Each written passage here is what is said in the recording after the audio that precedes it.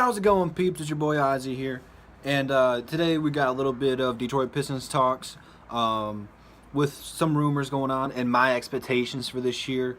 I will be doing a a whole NBA season prediction. I'm gonna do the East and the West, the top 8 teams from both conferences, predicting who I think will go to the playoffs and who's gonna rank where. I kind of did something similar to a football one, although the football one was kind of hard because every team's so good and it's just different. So hopefully, I don't know if I'm going to do it on this channel. I might do one of my own, and then I'm going to do one with my brother if he's down for that. He hasn't been down for a minute.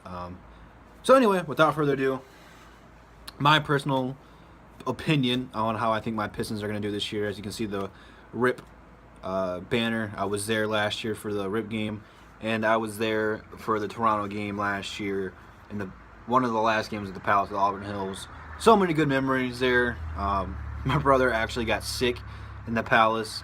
He had some kind of, I think he had these hot Doritos on the way there. They were bright red, and then he got a slushie or something there. He wasn't doing good. He wasn't feeling good from the start. So before they retired Rip Hamilton's his jersey back there, this is my Rip Hamilton story.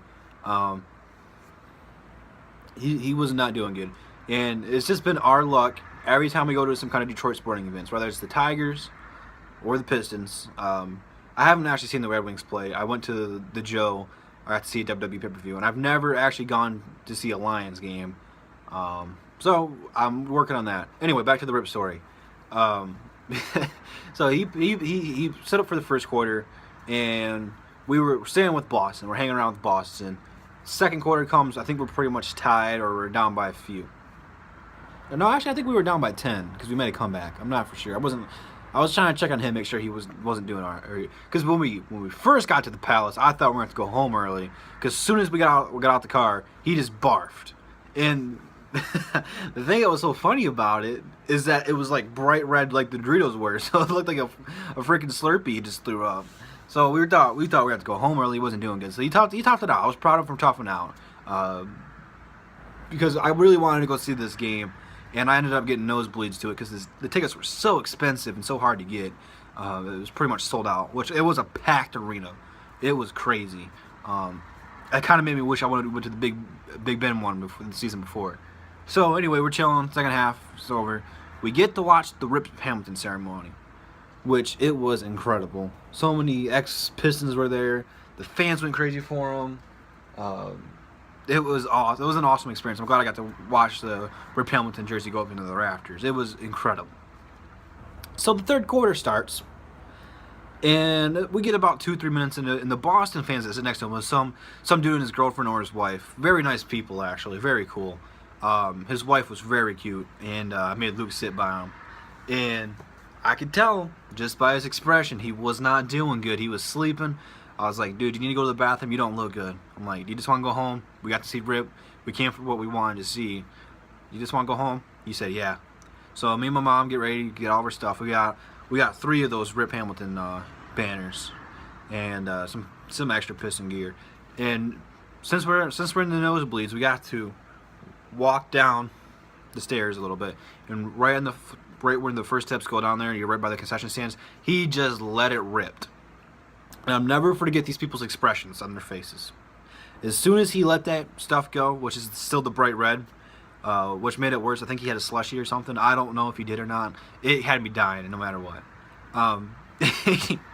The people just probably thought he was a demon or something. They were probably about to call a priest up and do an exorcism on him or something. Man, it had me dying. The people were like, oh my gosh. So my mom goes to the concession people right next to him. It was like, hey, someone just threw up all the stairs. It's pretty gross. Not telling him that my brother did it. So he got sick a couple times away on the Palace. So that's my Palace and my Rip Hamilton story. That lady was just looking at me weird. Anyway, so Pistons reality for this year. I don't know if I'm gonna have a cool moment like that, like I did last year. That was probably one of my favorite Piston moments. Not actually gameplay, but actually getting to see Rip Hamilton's jersey go up into the rafters. And having a funny story about my brother. He'd probably get mad when he sees this on YouTube. I don't know if he's gonna get mad about it or not. Anyway, So my reaction or my predictions for this year, if you see my earlier picture, or not my picture, my video a couple days ago, ESPN has predicted the Pistons to get 35 wins and make the 8th seed, which is the final spot in the playoffs. And I'm not buying that, especially if we get this Kyrie Irving deal, which I don't know how likely that is. I don't know how serious it is. But the Pistons are trying to get them. They are in one of the contenders. It's not like the Paul George one where they basically said that every single team in the NBA was a legit contender for them. There was only a few teams that really had enough pieces to get them. But then at the same time, when they got Oladipo and Sabonis for him, which you kind of looked at it, you're like, that's all you got for Paul George. Even though he's only got a 1-year contract, Kyrie's got 2. So hopefully the Pistons can do something like that.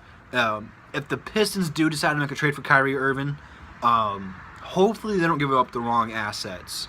My latest video talking about the Kyrie Irving, I mentioned them trying to trade Stanley Johnson, but I don't really know if I thought about that well enough. He's got great defense for sure. Probably one of the best defenders in the league, especially at such a young age. But then I just seen he dropped 86 points in some NBA rip-off league. And at first I kind of thought, oh, whatever, he's probably some scrubs. No, there was a few NBA players on that, so it was pretty legit. He dropped 86 points. I know he's not going to drop anything like that in the NBA. That'd just be ludicrous. But hopefully his offensive game has developed a little bit more. Hopefully he doesn't do that same thing where he gets in the corner, he either steps out of bounds, travels, or forces a dumb shot. Hopefully he's become more of a smarter player in offense and has to realize you don't have to shoot every time you get the ball. You can pass it. Hopefully he's got past that part. Because personally that drives me crazy because I'm a pass-first player when I play basketball. People actually say I'm a little bit too passive. I just want to get the open man. I don't care if I'm open. If I'm open, I will shoot, but I prefer the pass. This is the way I like to play. So, Stanley Johnson, I don't know if I want to trade him. If we are going to get... bless you me. If we are going to get Kyrie, that probably means Reggie's going to have to go. Because Reggie is a starting point guard in the NBA. He's maybe not as an elite point guard. He may never be considered an all-star, but he is a pretty solid point guard who can drop you anywhere from 16 to 30 points on any given night. He's not really a pass-first point guard. He is a scoring first point guard. But if you could pit him with another, maybe a Tristan Thompson who sets screens, that pick and roll will be pretty good. I don't know how well he would play with LeBron personally, but LeBron's about to bounce from Cleveland, so you won't have to worry about that long. You just have to get a couple draft picks and rebuild in Cleveland. So even if we don't get Kyrie Irving, if that Kyrie never goes down, we still got Avery Bradley for a year. Hopefully, which I personally think he's worth a max contract, unlike KCP. KCP has not, or he might, but he, at the time, at this video is being recorded, is not worth a max contract. He has great defense, and I loved his defense and his effort every night. And he hit some clutch shots for us, no doubt about it. He was one of my favorite Pistons at the time. Both him and Marcus Morris were one of my favorite Pistons. And unfortunately, neither one of them will be playing on this year's team, but such is business. Avery Bradley is consistent enough to get a max contract. He may never be an all-star. If he is going to be an all-star, it will be on a team like Detroit, where Detroit doesn't really have an all-star. We do have Andre Drummond, who is one of the best centers in the league. He just can't hit free throws. I just seen a stat from another YouTuber from the Africa game. He went 1 of 4 from the three-point line, which is 25%. And then at the free throw line, he went 1 of 6, which is like 16 or 17%. So he shot better from downtown than he did from the charity stripe. So he just needs to work on that, and Andre Drummond is not a tradable asset. Once you get a player like that who can make his way down low, he just needs to play better defense and shoot free throws. If he can just get a block or two more, box out, do his job, it's great. Because the guy can get a double-double like it's nothing. He's retarded when it comes to that. He goes insane. He's got some crazy 20-20 games. He's going to be great if he stays the way he's going. Because it wasn't that much longer ago. He was getting compared to people like Bill Russell and Wilt Chamberlain when they made the playoffs. Was it 2 years ago now? He started off the season just getting 20-20 games. It was ridiculous. So Drummond's got to stay. So if we just keep, if no one gets traded, we don't trade anybody. We keep the team the way it is right now. I see them getting, I'm going to be realistic here. They should be better than the 8th and the 7th spot. Since the East is so much weaker, really, you got 2 legit teams in the East that are contenders, Boston and Cleveland. And then you got Washington and Toronto that are tough. And Milwaukee's an up-and-coming team. Kind of a surprise team last year. But the Pistons are going to shock some people this year, hopefully. I got them making the 5th seed this year.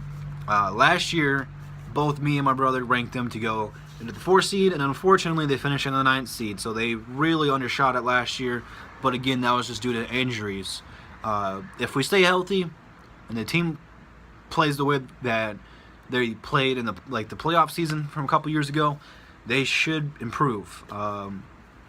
We might not have as much depth. Of course, we still got Boban at center.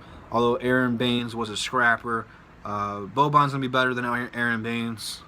I just got a feeling about Boban. He's a monster down low. So Avery Bradley, let's talk about him again. He is better than KCP, as if KCP played a couple years ago. Take the best 2 years, Avery Bradley has been better. Avery Bradley has improved every year. KCP has improved his scoring every year. But Bradley is the better overall player. Kyrie Irving himself said that he hates going against Avery Bradley because he makes everything so tough. Which, hopefully, we will pay Avery Bradley after this year. Hopefully he doesn't drop off the map. Hopefully he plays the way he played in Boston still, to prove why he's going to be here. If he lives up to everything he said in the press conference where we introduced him, we will be content with Avery Bradley, and he will become a beloved person here in Detroit. Tobias Harris is a good example of that. People love Tobias Harris, with the exception of my brother for some godly reason. I don't know why. He's a fan favorite, which hopefully Avery Bradley will become a fan favorite in the first few games in the new Little Caesars Arena. Which, speaking of the new Little Caesars Arena, is one of the reasons I have the Pistons doing so good this year. It's just been from experience from the last few years, since we kept the same core of guys with Drummond, Jackson, and KCP, that those guys play big in big games. You look at the playoffs; they played great in the playoffs. The Cavs were just better than them. Anytime they play like the Warriors or the Cavs at home, when it's a sellout game, it's going to be guaranteed a great game. The Big Ben game, where Ben got retired, Rip got retired, and Chauncey got retired, they all tried to win. Unfortunately, they lost the 2 of those games, but they were great games. One was against Denver, which Denver's an up-and-coming team. They're young, about the same assets as Detroit. It's just that the West is so much better than the East. But Denver's going to surprise a few teams this year. And then against the Celtics last year, which Celtics went on to be the 1st seed. You really can't complain against that. Just wish that Rip would have suited up and dropped some 32 points on them. So that being said, that's pretty much my predictions. I just think since the Little Caesars Arena is going to be sold out pretty much the whole entire season unless we're just like dead last. I'm trying to get tickets to the opening night. Don't know how good those are going to be. But I'm anxious to see this new arena and the vibe we're getting. Everyone's so excited about this, regardless about the name of the arena. We just want to see something good. I know the Wings are going to sell out and the Pistons are going to sell out. Kid Rock's concert sold out in like 5 minutes. It's been ridiculous. Everyone just wants to see this. It's supposed to be one of the best new arenas ever built. And at the time the Palace was built back in the 80s, early 90s, it was considered one of the best arenas at the time. And it sold out for a few years straight. And, of course, the Bad Boys were championship contenders. But I got a feeling this Little Caesars Arena is going to be the next big thing in sports entertainment. I know WWE's already getting a pay-per-view ready to go there. I think it's going to be Hell in a Cell. So the Little Caesars Arena should be good for the city of Detroit. And hopefully the Pistons and the Wings will do good. And hopefully having some more of the other MLB and NHL and NFL players for the Detroit, so the Tigers, the Wings, the Lions, and the Pistons will all be kind of going to the same area. They're all within a block or 2 from each other, and they'll be going to each other's games, check out each other. So that always puts a little bit of competition there because you always want to prove that, our sport's better, and we want to do better than that. So, that being said, go ahead and comment what you guys think about this. Go ahead and tell me how you guys feel about the Pistons this year. They are my surprise team this year to do something good and make some noise. Go ahead and leave a like, and if you're new and watching, go ahead and subscribe. Go ahead and follow me on Twitter, which I'm going to put my username at the end of this video this time. And tell me what you think about the new intro if you made it this far into my video. And as always, guys, keep it real.